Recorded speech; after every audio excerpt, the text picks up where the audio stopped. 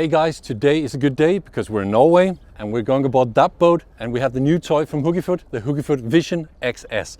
This version is smaller than the previous Vision housing that had 7-inch screen. This one has a 5-inch screen. I'm looking forward to see if there's anything else of the new cool stuff in this housing that's going to please me. Come on, let's have a look.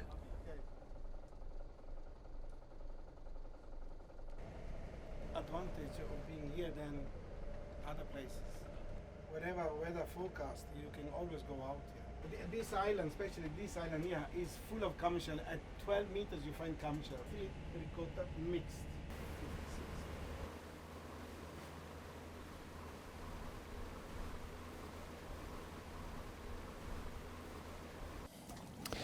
All right guys, we're arrived out to a small island in the Norwegian archipelago. I'm not exactly sure what this island is called, maybe it doesn't even have a name. But we're going to be diving here very shortly with this new little baby from Hugyfot, the Vision XS. XS for extra small. As I said before, the new Hugyfot housing here has a 5-inch screen. And compared to the previous version or a larger version that has a 7-inch screen, you can see the size difference is quite remarkable. This has been a great compact unit that I've used myself a lot and been really pleased with, and the 7-inch screen is really something.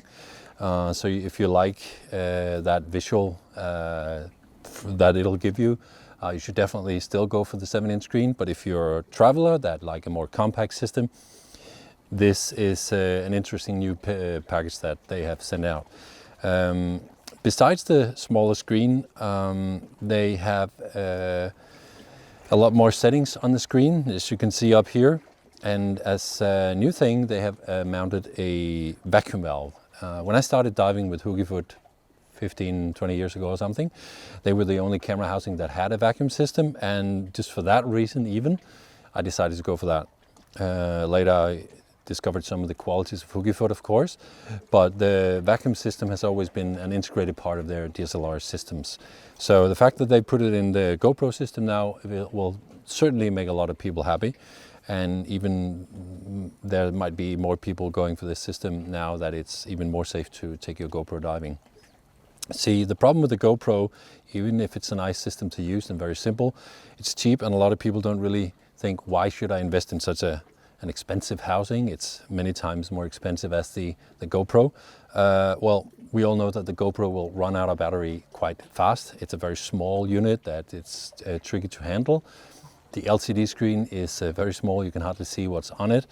And you can actually get a filter system that has a macro system in it, but you'd have to mount that on a larger handle system as well to get the best out of it. Here everything is integrated. I have to say that this macro system that I've mounted here doesn't come as a standard in the package. I've added that later, but it's a macro system that you can easily buy and mount. And you should definitely go for the macro system as well. It's so amusing with a GoPro housing, and when you have a screen this size, you can easily see what you do, and the focus point is going to be very, very visible on a large screen like this. So use this system for macro as much as you can because it's hilarious. Other than that, the 2 operating buttons on the GoPro are still mounted here, and they're easy to reach, and the menu system in the GoPro is so easy to handle now that once you get the hang of it, you can toggle between filming and photography mode very fast. You can toggle between the resolution of the GoPro camera. You can toggle between the frame settings, and also between the settings for the lens, so that you can have the super wide and you can trim it down to the narrow, because you have to use the narrow when you use the macro system. Overall, I think they made a very, very nice and compact system, and as the price went considerably down due to the smaller package here, it's certainly something a lot of people will like as well.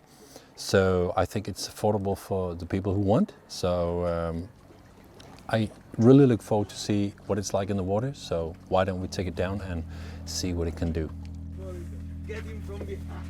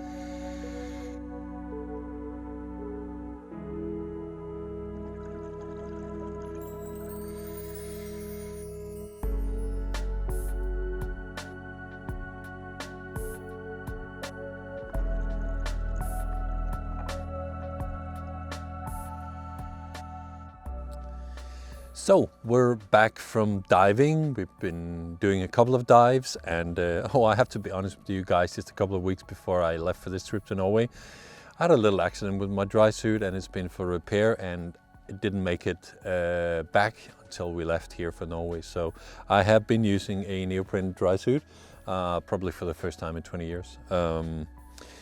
I needed a bit of weight. It wasn't too pretty, but we managed.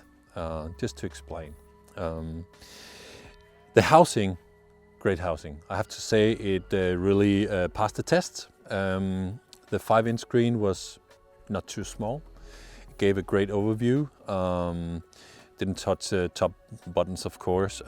Toggling with the menu and the shutter release here was so easy. Compared to the bigger housing, who has a flip exposure button, this one is a real button that you have to press. It wasn't a problem, it was just different. I used the macro quite a lot. It was so easy to toggle between the different lens settings, the super wide and the narrow, when you wanted to do the macro. And I actually stayed in narrow mode for a long time, and then just changed between putting the macro in front and taking it off to do real macro or just close up. So that was really well functioning. And since it's so easy to toggle to the lens settings, you really have a diverse camera that has a lot of opportunities.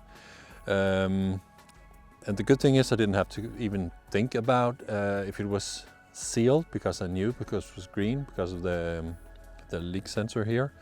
One thing I have to say is that I probably could have needed a little bit more room for my hands. Wearing big gloves, I have big hands, because the tray is fixed, so you cannot move the handles further out. Could have used a little bit more room there. And compared to the larger housing that is more buoyant and completely stable underwater, this was slightly negative and a little bit more wobbly. Which reminds me that you would have to trim it. You would have to put on 2 arms and 2 lights with some floats on to get it really nice and smooth, particularly when you do video, because it's a small housing and the video will be wobbly if you don't trim it properly. Other than that, I'm really happy. Job well done. Compliments to the chef. Hugyfot did a great job making this housing. I am sure it's going to be very popular. And I'm really pleased with it. I think I'm going to be using this quite often, actually. So let's take it apart and see what it looks like inside. Okay guys, yesterday we went diving with this beauty, and I promised to take you under the hood of the housing to see what's inside and how about all the accessories that comes along with the package are working together with it. Once you have the housing here, the first thing you need to see is the monitor. This 5-inch monitor will actually work together with another camera if you wanted to. It has an external battery and a charger and the needed cabling as well. So that's sorted out. There's a battery for the GoPro, also ready. And then we have the vacuum valve, very nice. And then we have a couple of O-rings, some mounts for the monitor if you need it. And then, as I said, you can get a macro front, but that's external. This part is actually part of the macro system, so it's not part of the standard setup. So if you want to mount it, you unhook the latches and you can take it apart by twisting the 2 bulkheads apart from each other. That's what I found to be easiest. And that reveals the new tray, which is the new thinking from Hugyfot. This tray is really nice, and once you want to mount the GoPro, I find it easiest to mount the cabling first, push down the GoPro into the tray system here, put the Varta battery here into place with the name up, put the cabling down here and lock the Velcro. There we go. Put the monitor into the housing here, make sure that it's the right way up, and then we're ready to mount the tray. The cable goes up in the hole, make sure it fits, and now comes the hardest part, that is fitting this USB cable into the GoPro. And there we go, it wasn't too hard at all. And then all we need to do is put the front on again and push it quite firmly down on the housing. See, it seems a little hard to put it back on. It doesn't really matter if you're not pressing it all the way together, because once you put the vacuum on, the housing will seal perfectly. So, sealing the housing, you need to turn on the vacuum system. You tighten it, then it starts to blink red. And then you take the cap off this front valve and you just apply the pump and you start to suck air out of the housing. You don't add air, you suck out air. And after a while it changes to green, and it should become green and be green throughout your entire dive. Put the cap back on and you're ready. Your housing should be ready for diving.